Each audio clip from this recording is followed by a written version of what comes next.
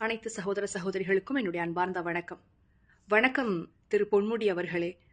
உங்களுடைய குடும்பத்திலும் வீட்டிலும் இருக்கக்கூடிய பெண்கள் நலமாக இருக்கிறாங்களா, பாதுகாப்பாக இருக்கிறாங்களா? உங்களுடைய சுற்று வட்டாரத்தில் இருக்கக்கூடிய பெண்கள் எல்லாரும் பாதுகாப்பா இருக்கிறாங்களா? உங்க கட்சியில் இருக்கக்கூடிய பெண்கள் எல்லாம் நலமா பாதுகாப்பா இருக்காங்களா?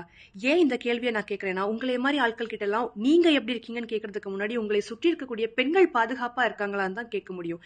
ஏன்னா அந்த அளவிற்கு கீழ்த்தனமான ஆட்களில் நீங்களும் ஒருவர்.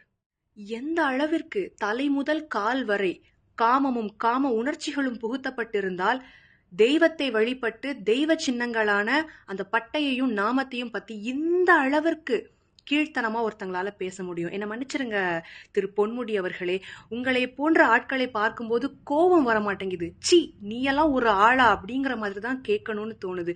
ஏன்னா அந்த அளவிற்கு தரத்திலும் மரியாதையிலும் வார்த்தையாலும் நீங்கள் தரம் தாழ்ந்து விட்டீர்கள். இதுல எனக்கு ரொம்ப ஆச்சரியமான ஒரு விஷயம் என்னன்னா, எந்த நம்பிக்கையில உங்களை மாதிரி ஆட்கள் இருக்கக்கூடிய ஒரு கட்சியில பெண்கள் இருக்கிறாங்க, ஹிந்துக்கள் இருக்கிறாங்க, எந்த நம்பிக்கையில உங்களை மாதிரி ஆட்கள் எல்லாம் மக்கள் பிரதிநிதியா தேர்ந்தெடுக்கிறாங்க, உங்களுக்கு எல்லாம் வாக்களிக்கிறாங்க அப்படிங்கறத நினைக்கும் போது ரொம்ப பரிதாபமா இருக்கு. கொஞ்சம் கூட வெக்கம், மானம், சூடு சொரணை இல்லாத ஒருத்தன் உருவாக்குன ஒரு தலைப்பு, அதை பத்தி பேசுறதுக்கு ஒரு அமைச்சர், அங்க ஒரு அநாகரிகமான பேச்சு, பெண்கள் நிறைந்த ஒரு அரங்கம், இங்க இப்படி ஒரு பேச்சையும் பேசிக்கிட்டு, இதுல ஒரு வேடிக்கையான விஷயம் என்னன்னா, உங்களுடைய திமுக குடும்பத்தினுடைய ஒரு முக்கிய புள்ளி திருமதி கனிமொழி அவர்களே உங்களை எதிர்த்து ஒரு கண்டனம் தெரிவிச்சிருக்கிறாங்க.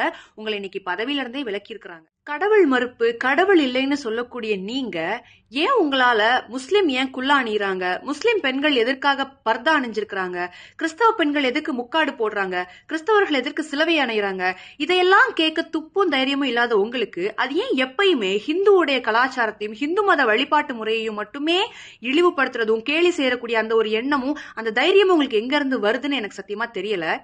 இதையெல்லாம் கேட்கக்கூடிய உங்ககிட்ட எனக்கு ஒரே ஒரு கேள்வி இருக்குது. முதல்வர் ஸ்டாலின் அவர்களுடைய மனைவி அவங்களுடைய வீட்டுல ஒரு பெரிய பூஜை அறை வச்சிருக்கிறாங்க, அங்க சாமியை வழிபடுறாங்க, கோயிலுக்கு போறாங்க வராங்க. இதே கேள்விகளை இதே ஜாடையோட ஏன் உங்களால அவங்க கிட்ட போய் கேட்க முடியல?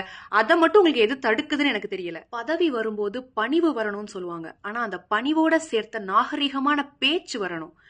ஹிந்து மதத்தை பின்பற்றக்கூடியதோ இல்ல ஹிந்து மத கலாச்சார ரீதியா நாங்க செயல்படுறதோ அது எங்களுடைய உரிமை.